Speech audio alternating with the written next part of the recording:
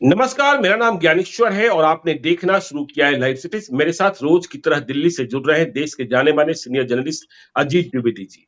अजीत जी, चर्चा बिहार की और चर्चा में बिहार में एनडीए, क्योंकि एनडीए में बात फंसती दिखाई पड़ रही है। चिराग पासवान नाराज दिख रहे हैं, उपेंद्र कुशवाहा भी मायूस है, बीजेपी की ओर से मायूसी है और यह मायूसी तब से पैदा हुई जब से नीतीश कुमार आए। कहा जा रहा है कि देखिए, बीजेपी किसे किसे संतुष्ट करे। बीजेपी ने तो यह मान ही लिया है कि नीतीश कुमार सबसे अधिक महत्वपूर्ण है। बात कही जा रही है, जेडीयू की ओर से स्पष्ट संकेत है कि उनका जो सौदा है, जो समझौता है, वह लॉक है। बीजेपी भी इसी बात का संकेत दे रही है। लेकिन चिराग पासवान, जो इस बात की उम्मीद किए बैठे थे कि कम से कम 5 सीटें तो मिलेगी ही मिलेगी और मनपसंद सीटें मिलेगी, क्योंकि जब तक नीतीश कुमार नहीं आए थे उनकी नजरें जेडीयू की कई सीटों पर थी, जहां 2019 में जेडीयू के सांसद चुनाव जीते थे। ठीक इसी प्रकार से उपेंद्र कुशवाहा के मन मस्तिष्क में भी यह बात थी कि उन्हें 3 सीटें मिलेगी और शायद इसका आश्वासन भी था। देखिए, चिराग पासवान के साथ दूसरा मसला भी, दूसरा पेच भी फंसा है। वे किसी भी कीमत पर चाचा पशुपति पारस को नहीं चाहते हैं। तो जो खबरें आ रही है दिल्ली से, मैं भी दिल्ली में ही हूं, कि चिराग पासवान जैसा चाह रहे हैं वैसा हो नहीं पा रहा है और इस कारण चिराग पासवान का गुस्सा बढ़ते जा रहा है। वह किसी भी कीमत पर हाजीपुर छोड़ने को तैयार नहीं है, वह किसी भी कीमत पर कम सीटें नहीं चाहते हैं। लेकिन अब सवाल ये पैदा हो गया है कि बीजेपी क्या करे।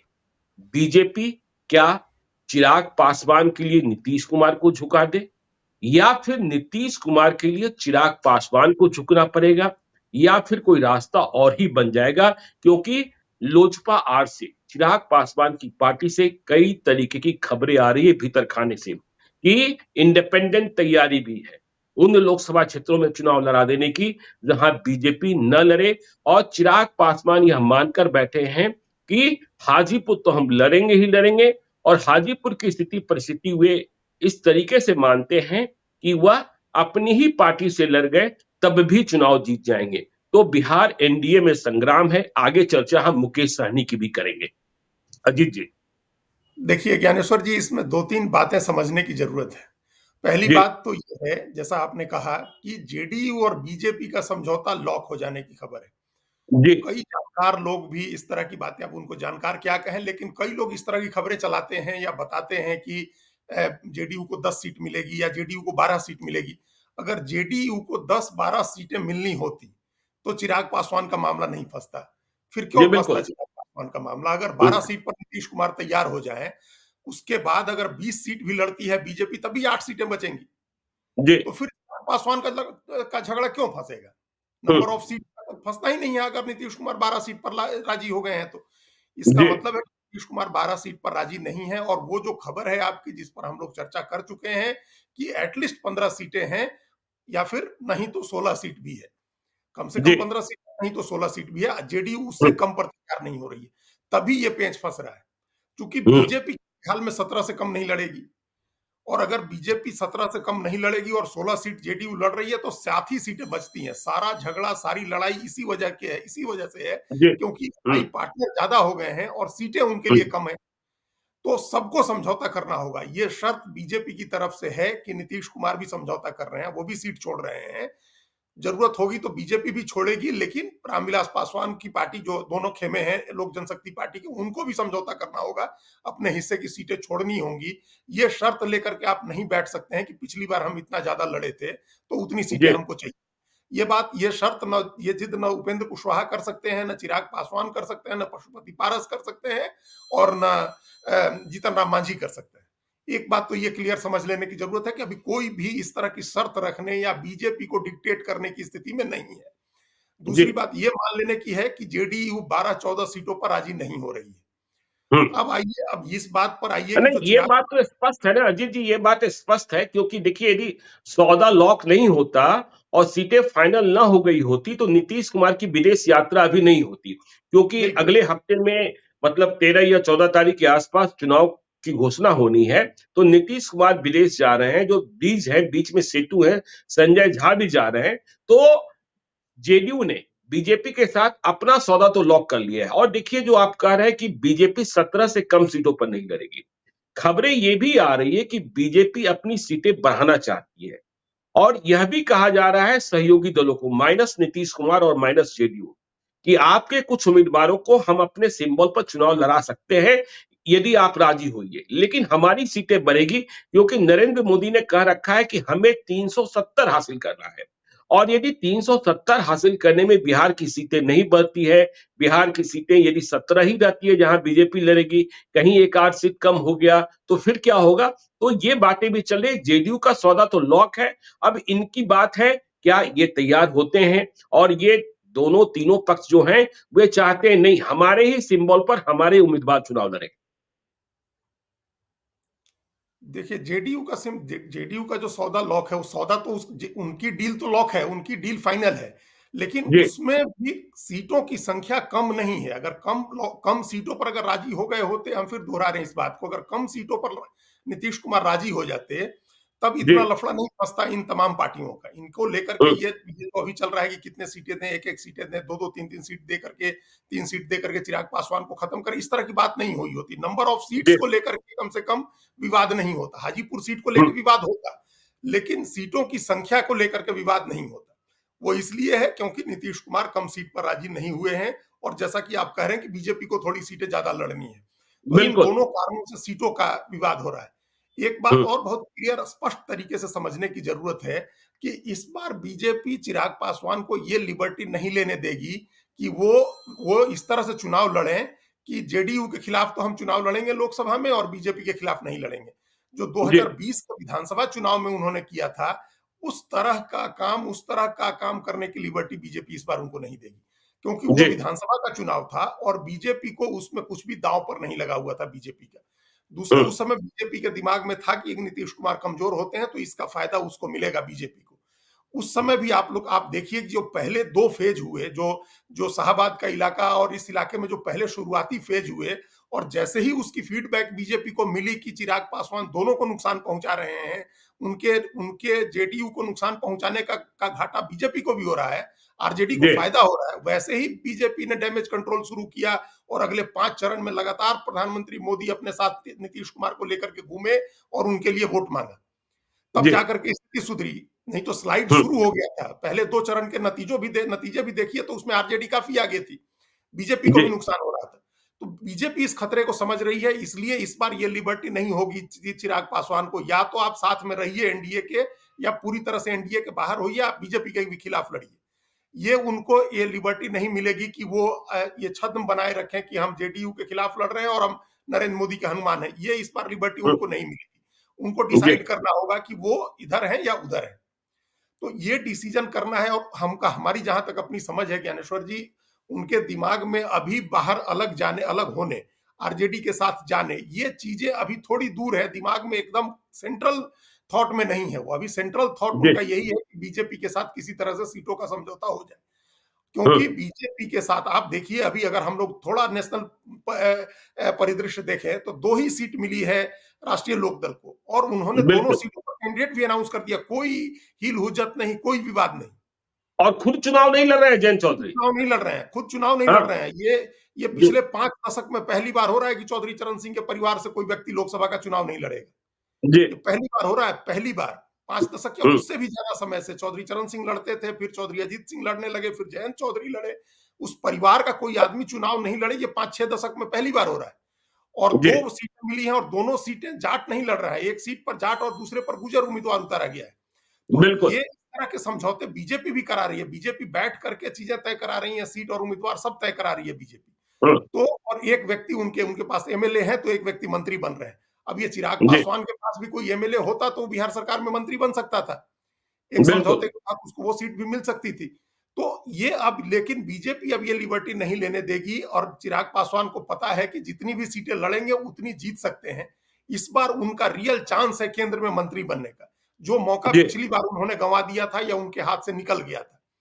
जो पार्टी टूट गई उनकी, उस समय इसी का खामियाजा भुगता था उन्होंने, इसी की यही राजनीति की थी उन्होंने, नीतीश कुमार के विरोध की राजनीति, अंध विरोध की राजनीति तो हम कहेंगे, कि अपना जी, हित देखे बगैर दूसरे हम्म, के हाथ का मोहरा बन के, भारतीय जनता पार्टी के हाथ का मोहरा बन के उन्होंने जो एंटी नीतीश पॉलिटिक्स की थी, उसका खामियाजा ये हुआ कि वो उनका कोई विधायक भी नहीं जीता और वो केंद्र में मंत्री नहीं बन सके, पार्टी टूट नहीं गई। एक विधायक जीता एक जो विधायक जेडीयू में जीता, वो चला भी गया। पार्टी छोड़ के चले गए जेडीयू में। जी, एक हम्म, विधायक जीता, वो पार्टी, वो भी चले गए, मटिहानी के विधायक उन करके पार्टी छोड़ करके चले गए। जी, तो हम्म, ये और पार्टी टूटी, अकेले बच गए एमपी में, केंद्र में मंत्री नहीं बने, ये सब उसी नीतीश के अंध विरोध की पॉलिटिक्स जो उन्होंने की थी।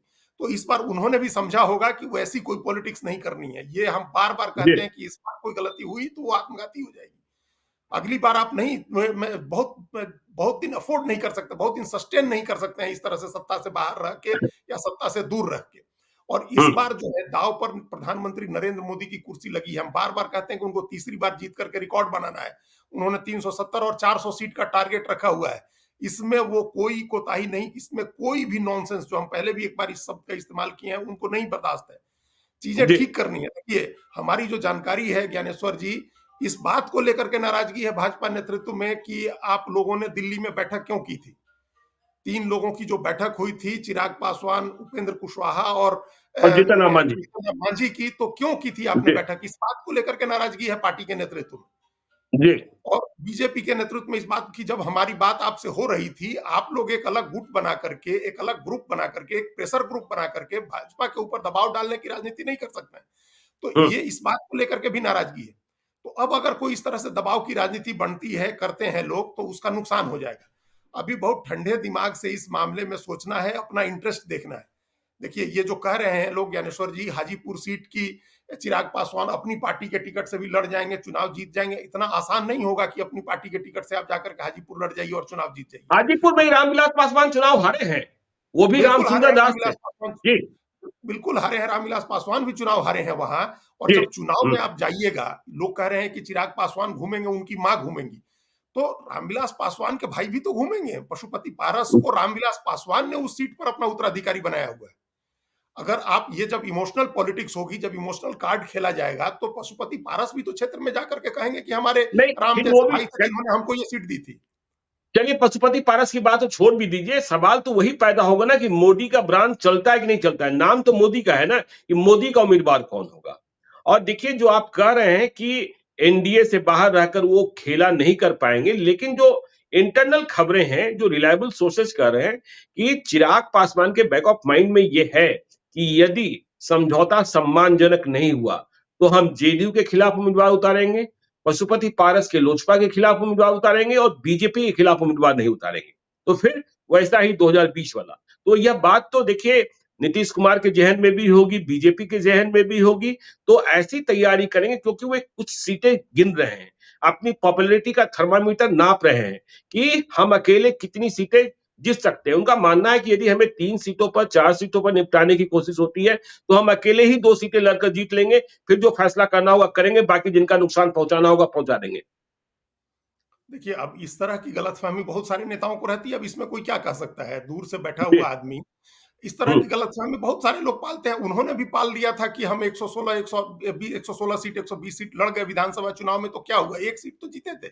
जबकि जी, विधानसभा चुनाव लोकल मुद्दों पर लड़ा जाता है, स्थानीय मुद्दों पर लड़ा जाता है, स्थानीय लीडरशिप के नाम पर लड़ा जाता है, नरेंद्र मोदी के नाम पर नहीं लड़ा जा रहा था। इसके बावजूद सिर्फ एक सीट मिली थी।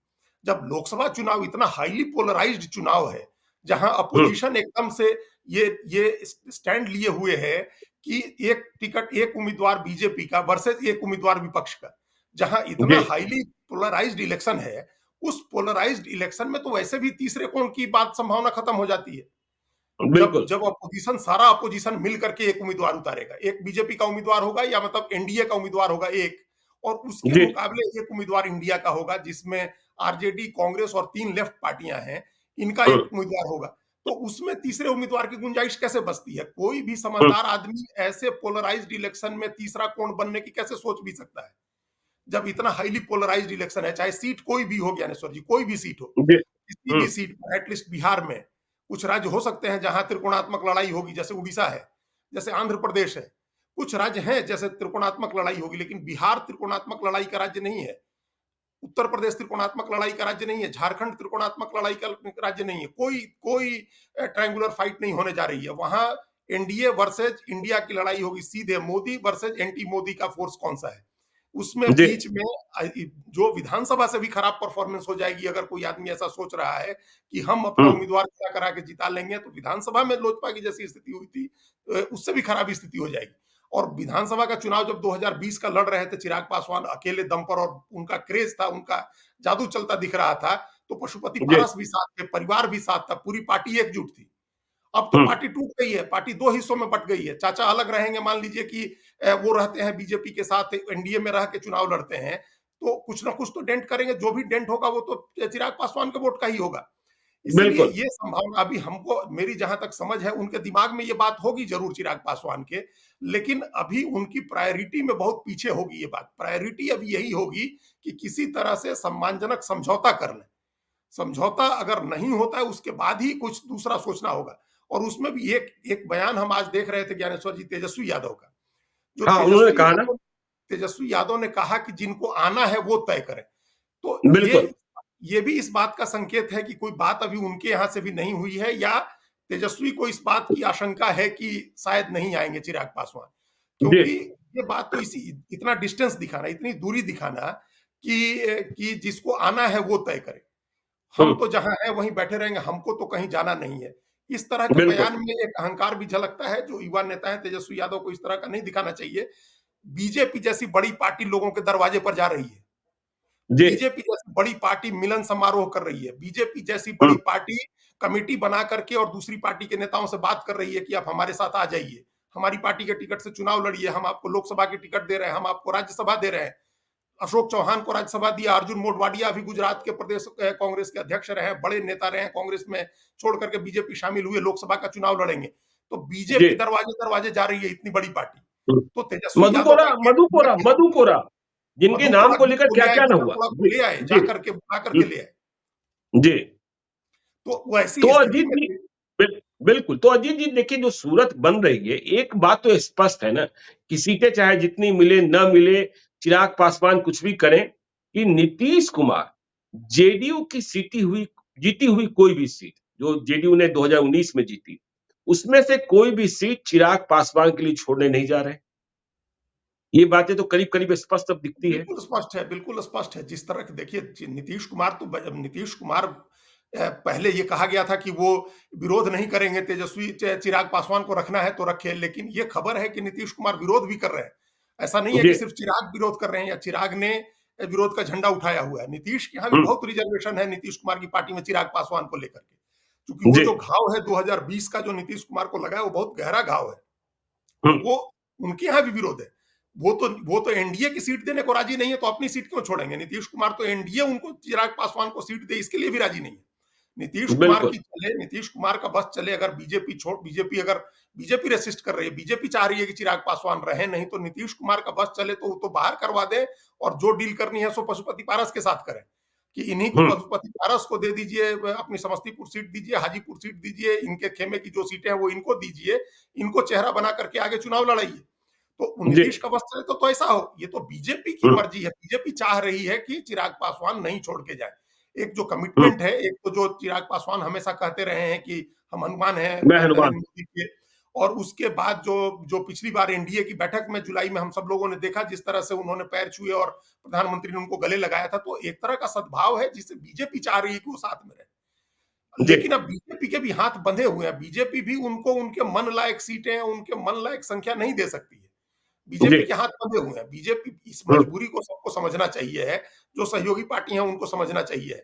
जिस आसानी से समझ गए जयंत चौधरी, तो जी जयंत चौधरी इतने समय सत्ता से बाहर रह लिए, और उनको पता है कि आज की तारीख में सत्ता के बिना जब तक आप जाति की पॉलिटिक्स भी नहीं कर सकते, अनंत हम्म काल तक कोई भी जाति आपके साथ कमिटमेंट के आधार पर नहीं जुड़ी रह सकती है, अनंत काल तक नहीं जुड़ी रह सकती है। और उसमें भी आप देखिए जो लालू यादव के ऊपर इल्जाम लगते हैं, जो मोहन यादव ने अभी उस दिन उत्तर प्रदेश में कहा 2 दिन पहले कि यादव, कोई भी यादव आगे बढ़े, एक ही परिवार का यादव क्यों आगे बढ़ेगा? तो ये बात बिल्कुल चिराग पासवान के परिवार पर है ना, कि आप सुरक्षित सीट मिलती है वो तो आप ही के परिवार के लोग लड़ते हैं, तो जी बाकी आपकी जाति के लोगों को क्या मिल रहा है? आपकी तो इसका जाति के आशय तो लोगों ये को हुआ ना नहीं अजीत जी, मिलेगा। इसका आशय तो ये हुआ, आगे हम लोग को उपेंद्र कुशवाहा की भी चर्चा करनी है कि बीजेपी चिराग पासवान के लिए नीतीश कुमार को झुकाने नहीं जा रही है, नीतीश कुमार की सीटों में कटौती नहीं करने जा रही है। इसका आशय तो साफ-साफ ये हुआ ना? बिल्कुल आशय है, मतलब बिल्कुल यही अभी अभी तक यही दिख रहा है। लेकिन जी। बीजेपी ये भी चाह रही है कि चिराग रहें। हुँ, बीजेपी नहीं चाह रही है कि वो छोड़ के जाए। नीतीश कुमार चाह रहे हैं, लेकिन बीजेपी नहीं जी। चाह रही है। तो हुँ, अब बीजेपी उनको बनाए रखने के लिए किस सीमा तक जाएगी? कितना प्रयास हुँ, करेगी? नीतीश कुमार को तो छोड़ नहीं सकती है ना। अगर नीतीश कुमार अड़ गए, नीतीश कुमार को कि हम नहीं, तो फिर उनको नहीं झुका सकते हैं। फिर अपने जी। हिस्से से कुछ कटौती करनी होगी, या हुँ, बीजेपी नीतीश कुमार को रिक्वेस्ट करे कि हम दोनों एडजस्ट करते हैं, किसी तरह से इनको रखते हैं, लोकसभा चुनाव के बाद देखेंगे। तो जरूरत अभी बीजेपी की है, इसलिए सारी पंचायत, सारा जो समझौता, सारी बार्गेनिंग वो बीजेपी कर रही है, क्योंकि जरूरत बीजेपी की है। सबको पता है कि जरूरत बीजेपी की है। नीतीश कुमार भी इस बात को समझ रहे हैं कि दिल्ली की लड़ाई हो रही है, नरेंद्र मोदी की कुर्सी की लड़ाई हो रही है, तो वही निपटाए, वही सुलझाएं इस मामले को। तो बीजेपी बिल्कुल। सुलझा रही है। तो चलिए, बीजेपी की सुलझाने की और टॉलरेट करने की एक सीमा है, उस सीमा से आगे नहीं जाएगी। चलिए उस सीमा से आगे नहीं जाएगी। अब चर्चा करते हैं उपेंद्र कुशवाहा की। वे भी मायूस हैं। आपने देखा ही कि 2 मार्च को जो रैली थी, जो सभा थी प्रधानमंत्री नरेंद्र मोदी की, औरंगाबाद में और बेगूसराय में, वहां ना उपेंद्र कुशवाहा गए, ना चिराग पासवान गए, औरंगाबाद में जीतनराम मांझी जरूर मौजूद थे। तो देखिए उपेंद्र कुशवाहा भी इसी भरोसे के साथ, उनके लोग कहते रहे हैं कि जो प्रारंभिक बातचीत हुई थी तब नीतीश कुमार नहीं आए थे एनडीए में, 3 सीटों की बातचीत थी, जिसमें काराकाट की सीट उपेंद्र कुशवाहा को लड़ने के लिए दी जानी थी। शायद उस बात पर आज भी बात कायम है और शायद नीतीश कुमार इसके लिए तैयार भी हैं। लेकिन उपेंद्र कुशवाहा की मायूसी ये है, जो खबरें हैं पॉलिटिकल कॉरिडोर्स में, कि उनकी सीटें 3 से घटाकर 1 की जा रही है और उनकी राह में बाधा सम्राट चौधरी बने हुए हैं, जो अपने को यह स्थापित करने में लगे हैं कि कुशवाहा के सबसे बड़े छत्रप हम हैं और यदि नहीं भी हैं तो हमें ही बनना है। यह बात समझाई जा रही है कि देखिए, यदि बीजेपी ने कुशवाहा जाति को साधने के लिए पूर्ण रूपेण सम्राट चौधरी पर भरोसा नहीं रखा और टहनी साथ में जोड़े रखा, तो फिर आखिरकार कब तक, कैसे जोड़ा जाएगा संपूर्ण कुशवाहा जमात को बीजेपी से? तो उपेंद्र कुशवाहा भी दोहरी लड़ाई लड़ रहे हैं, बीजेपी से सीटों की कटौती का और उधर से सम्राट चौधरी की चुनौती का। देखिए, जहां तक उपेंद्र कुशवाहा का मामला है, उनके साथ एक एडवांटेज ये है कि उनके प्रति सहानुभूति रखते हैं नीतीश कुमार।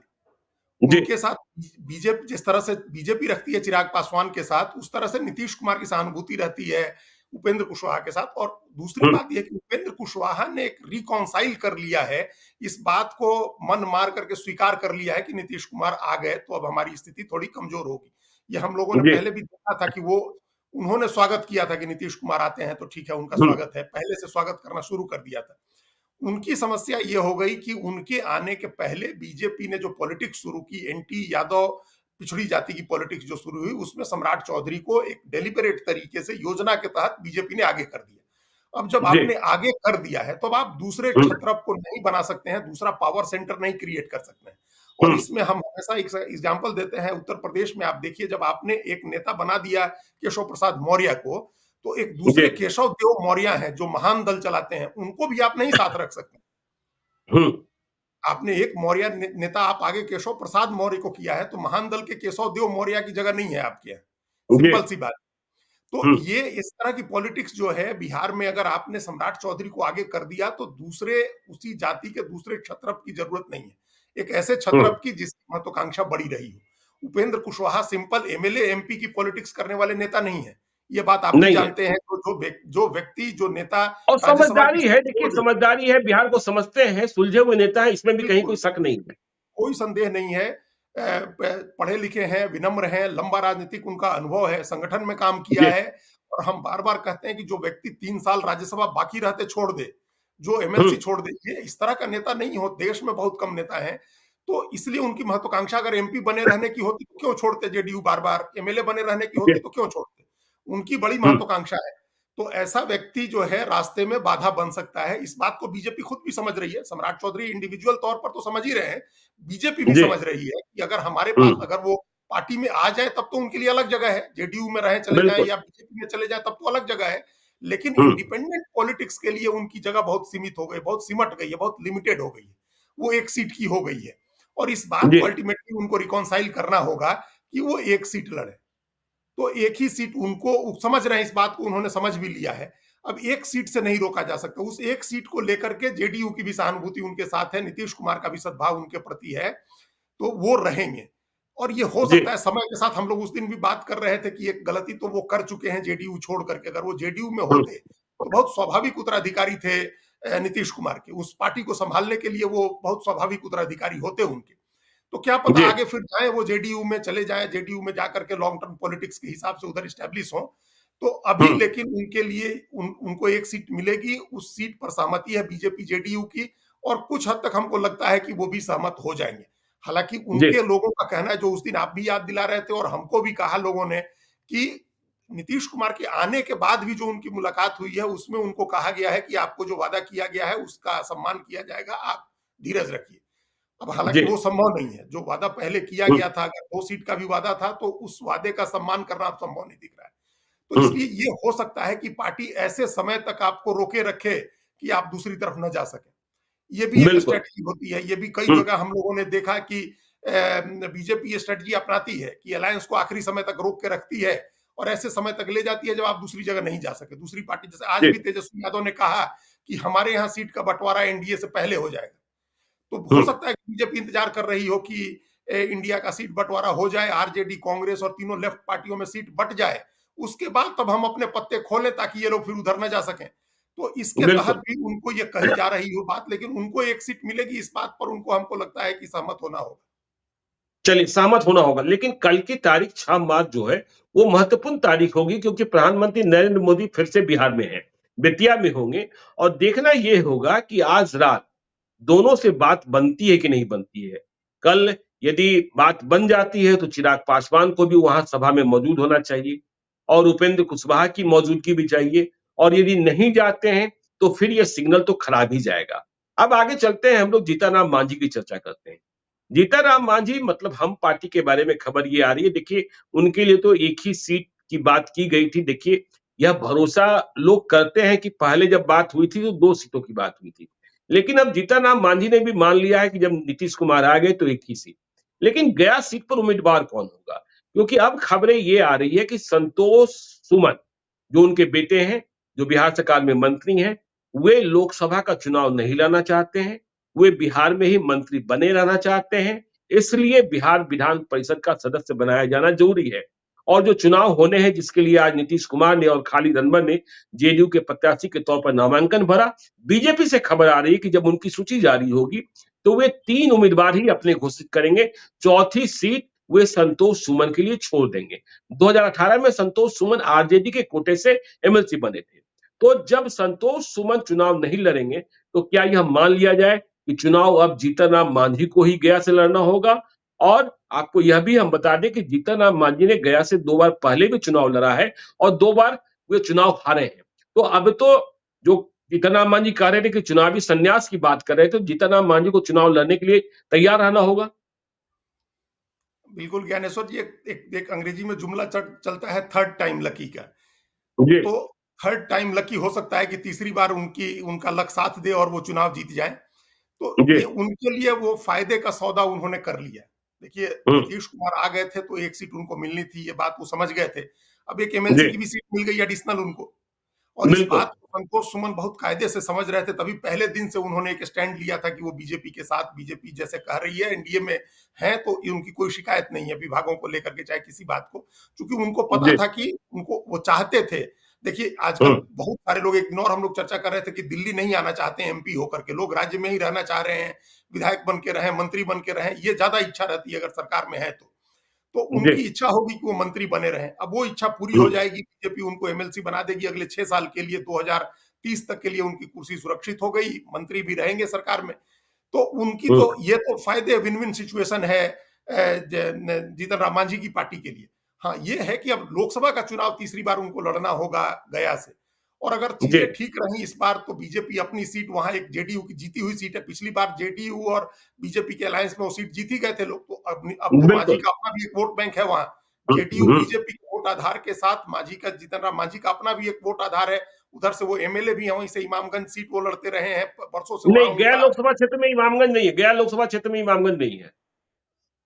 लेकिन वो असर तो क्षेत्र तो उन्हीं का है ना, ये हाँ जी, गया बिल्कुल, मगध के बिल्कुल। क्षेत्र में। मगध के हुँ, क्षेत्र में तो उनका पुराना असर रहा है, वो इमामगंज से हाँ, असर चुनाव रहा है, इसमें कोई इमामगंज से शक ही वो नहीं। जी, विधायक हैं। और जी, मगध का क्षेत्र जो है उनका, वो उसका असर वाला इलाका है। प्रभाव रहा है। जी, इलाके में उनका अपना वोट आधार है, पुराना वोट आधार है, मुख्यमंत्री रहे हैं, इस आधार पर भी उनकी जाति का एक वोट उनके साथ जुड़ा हुआ है। तो जी, इसको लेकर के उनके साथ एडिशनल एक वोट आ जाएगा, तो इस बार एक थर्ड टाइम लकी वाली बात हम लोग कह सकते हैं कि इस बार वो तीसरी बार चुनाव जीत सकते हैं। और जब जी। चुनाव जीत के आए तो क्या पता कि दिल्ली में सरकार बन जाए एनडीए की, तो मंत्री भी हो जाए। वरिष्ठ नेता है, कितने पुराने मंत्री हो नेता हैं। जाएंगे और दलित, कितने दलित मंत्री हो जाएंगे। चिराग पासवान भी हो जाएंगे, जीतन राम मांझी भी हो जाएंगे। अब चलिए आखिरी सवाल, मुकेश सहनी को लेकर। कल रात हम और आप एक ही जगह थे। बीजेपी के भी कई लोगों से मुलाकात हुई, मुकेश सहनी पर भी बात हुई, और जो संदेश मिले, जो संकेत मिले कि यदि मुकेश सहनी आज भी आ जाए, इंतजार किया जा रहा है, तो एक सीट उनके लिए आज भी रखी गई है और उन्हें जो सीट चाहेंगे वो सीट मिल सकती है।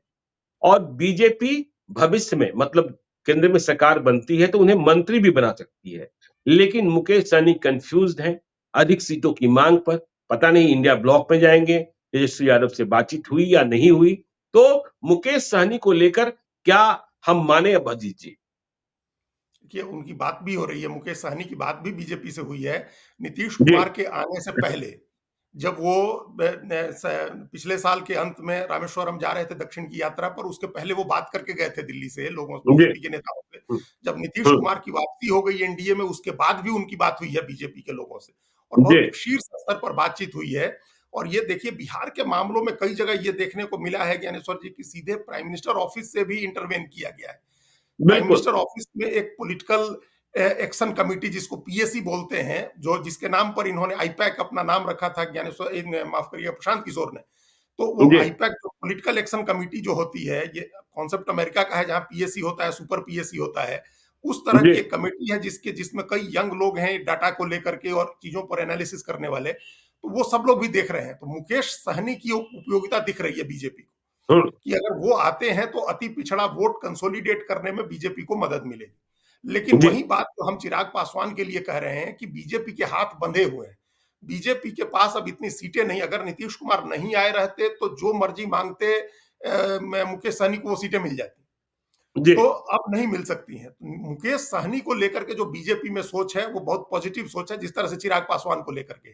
वो जी, आ जाएँ, उनको ले लेंगे लोग, उनको एक सीट भी दे देंगे। विधानसभा के चुनाव में कुछ ज़्यादा सीटें देने का वादा भी कर सकते हैं उनको। ये भी बिल्कुल। हो सकता है। उनकी एक माँग है जो हमेशा बार-बार वो कहते रहे हैं, निषाद आरक्षण की माँग। आरक्षण की बात वो करते हैं। तो जी, निषाद आरक्षण की माँग उनकी जो है, उसको बीजेपी उसका ज़िक्र कर सकती है, हुँ, दे दे, या तो कमेटी बना दे। रोहिणी आयोग है, उसी का जिक्र कर दे बीजेपी की। रोहिणी कमीशन की रिपोर्ट हमारे पास आ गई है और उसमें निषाद जाति भी है जो वंचितों में भी ज्यादा वंचित है। हम उसके लिए जी, आरक्षण की अलग से व्यवस्था करेंगे, जिस तरह से हुँ, तेलंगाना में प्रधानमंत्री ने किया था मडिगा समुदाय को लेकर के, कि एससी के बिल्कुल। वर्गीकरण के लिए। और उसके बाद प्रधानमंत्री ने कमेटी भी बना दी 5 लोगों की, जो एससी के अंदर वर्गीकरण करने के लिए। तो ऐसी जी, कोई घोषणा आरक्षण को लेकर के कोई बीजेपी कर देती है और उनको एक सीट का ऑफर करती है, तो वो आ सकते हैं। देखिए, वो भी बिल्कुल। बहुत प्रैग्मेटिक पॉलिटिक्स जो है ना, प्रैग्मेटिक पॉलिटिशियन है हुँ, मुकेश सहनी। उनको भी समझ में आ रहा है कि 5 साल फिर संघर्ष करने का कोई फायदा नहीं है। हुँ, वही 2000, फिर 2029 तक संघर्ष करते रहेंगे। जी, तो ये इतना पेशेंस नहीं होता है, चूंकि अब आइडियोलॉजी की बेस्ड पॉलिटिक्स थोड़े है कि कोई समाजवादी लोग आजादी के बाद से आंदोलन कर रहे थे, या जनसंघ के लोग आजादी के बाद से आंदोलन कर रहे थे कि हम 40 साल के बाद सरकार में आएंगे। तो जी, ये इंडिविजुअल पॉलिटिक्स की बात होती है। हुँ, इसमें एक सर्टेन लेवल तक तो आप आरक्षण वगैरह ये सब की बात कर सकते हैं, लेकिन आपको अपना राजनीतिक भविष्य भी देखना होगा। ये भी देखना होगा कि अगर सत्ता आपके हाथ में नहीं आती है तो आपकी जाति कितने समय आपके साथ रहेगी। लोग छोड़ के जी, जी, चले जाते। हुँ, जब 5 एमपी थे, अजीत सिंह के चौधरी अजीत सिंह, और वो केंद्र में एविएशन मंत्री थे, तो 12 तुगलक रोड का उनका घर भरा रहता था जाटों से। जाट खाट लगा करके दिन भर उनके घर पे बैठे रहते थे। जैसे सत्ता बिल्कुल, से बाहर हुए, उस जाटों की खाट उठ करके दूसरे जाट नेता के घर चली गई। तो जी, ये नहीं होता है कि उस तरह से जो है, आप बहुत दिन तक, थोड़े दिन तक तो कास्ट का भी आपके प्रति एक प्रतिबद्धता रहती है, लॉयल्टी रहती है, लेकिन फिर वो दूसरी सत्ता की तरफ देखता है। मान लीजिए कि अजय निषाद हो रहे हैं, हरि सहनी हो रहे हैं, कोई दूसरा नेता बन रहा है और वो केंद्र में मंत्री हो जाए, तो फिर लोग जी। उसकी तरफ जाएंगे ना।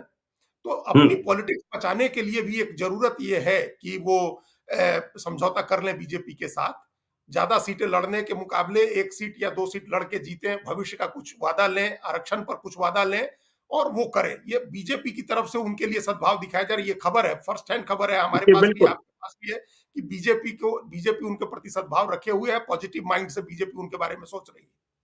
हाँ, लेकिन जिद्दी हैं। चलिए देखिए, हम बिहार को लेकर चर्चा करते रहेंगे और कल प्रधानमंत्री जब नरेंद्र मोदी बिहार में होंगे, देखना होगा चिराग पासवान और उपेंद्र कुशवाहा वहां मौजूद होते हैं कि नहीं होते हैं।